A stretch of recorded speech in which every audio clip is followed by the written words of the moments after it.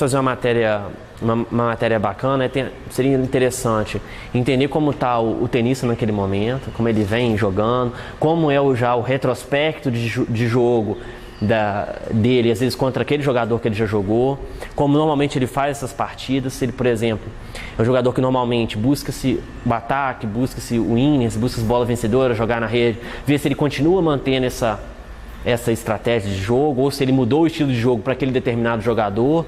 Isso aí com certeza vai enriquecer a matéria.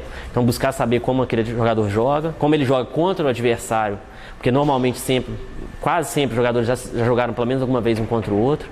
E aí analisar o jogo, tentando pelo menos ver algumas partes do jogo, se o jogador aproveitou certas chances que teve e a partir daí ganhou.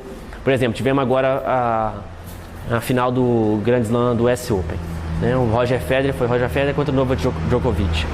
O Roger Federer teve muito mais chances de quebrar o serviço do Novak Djokovic, mas não soube aproveitar. Então, assim, isso também são detalhes importantes para o jogo. Então, o aproveitamento de breakpoint, o aproveitamento de primeiro serviço e ir levando vantagem no game, ou seja, ele acertou bastante saque, ok, mas acertou bastante saque e cometeu erro não forçado na sequência ou não? Ele acertou o primeiro saque e aí conseguiu usufruir disso para fazer bolas vencedoras, para agredir o adversário. Então isso aí com certeza são alguns dados para interpretar a estatística que muitas vezes até os jornalistas recebem, né,